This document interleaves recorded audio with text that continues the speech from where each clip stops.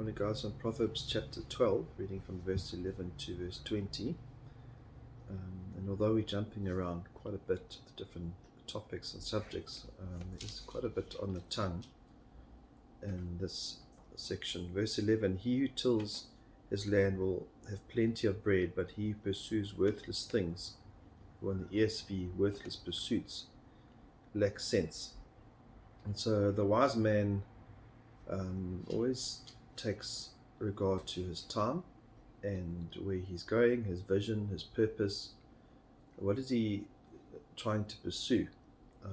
And the world is trying to get us to do this and that and all sorts of different hobbies and spend our time in these areas. But we need to look at our life and what are we pursuing? Are we pursuing worthless things or pursuing things of the kingdom?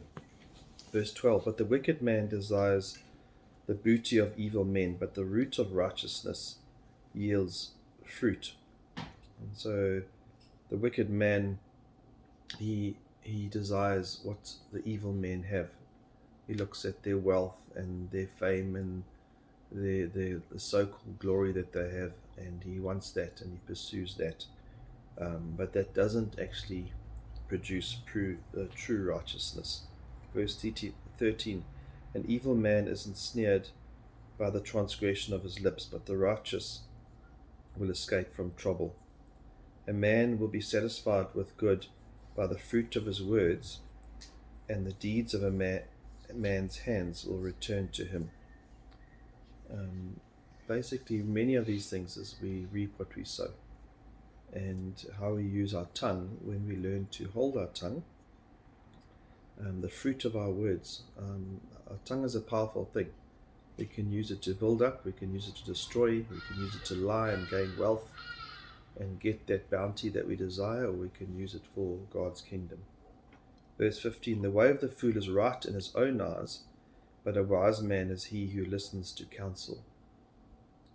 Foolish man is self-deceived. He thinks he's right, and that's why he'll always justify himself, always have reasons, and they sound good reasons. He normally doesn't totally look like a fool. He justifies everything he does. But the wise man listens to counsel. So the wise man will be open to correction, open to rebuke. He's approachable. He's always testing his own heart. He knows his own heart is deceptively wicked and prone to go the wrong way. And so he's not like the fool who just believes that he's right. In verse 16 it says, a fool's anger is known at once, but a prudent man conceals dishonor. Or in the ESV, he ignores an insult. And so the wise man learns when to hold his tongue. He learns not to retaliate, and he learns not to fight back in certain situations. Verse 17, he who speaks truth tells what is right, but a false witness deceit. So that person also learns to hold his tongue, but he also learns to speak out in truth and in love. It's not just truth to destroy, but that truth is, he wants righteousness to prevail. He wants that person to come out of their wickedness. He wants to save that person's soul. And so he will at times learn to hold his tongue. Other times he learns in wisdom to speak the truth. In Proverbs 10 verse 12 it says, hatred stirs up strife, but love covers all offenses. Love covers a multitude of sins. And so love also reveals the truth, and we don't allow someone to just stay in the error. So we speak up.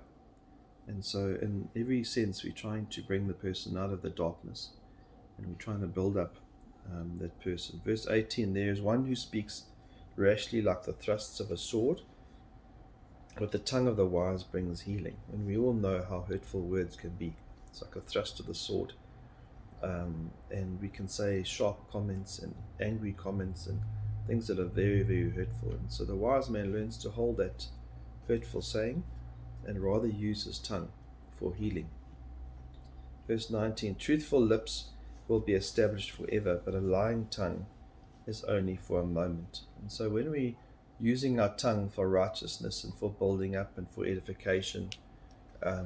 These things are kingdom. We're building God's kingdom. God's kingdom is eternal. And that's why truthful lips will be established forever, but a lying tongue only for a moment. Verse 20, deceit. Well, before I get to verse 20, let's just look at Ephesians 4:29.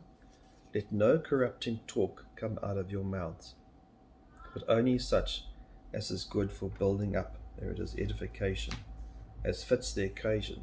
So each occasion we need wisdom on when we must speak and when we must hold our tongue. That fits occasion, that it may give grace to those that hear. That's the bringing the healing that we spoke about in verse 18. It brings grace to those that hear. And so may the Lord help us to use our tongue wisely. The last verse for this morning. Deceit is in the heart of those who devise evil, but counselors of peace have joy.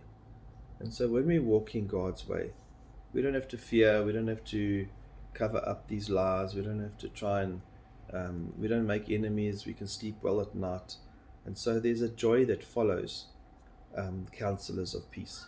And so let's walk in God's ways and reap the joy that follows doing things the right way.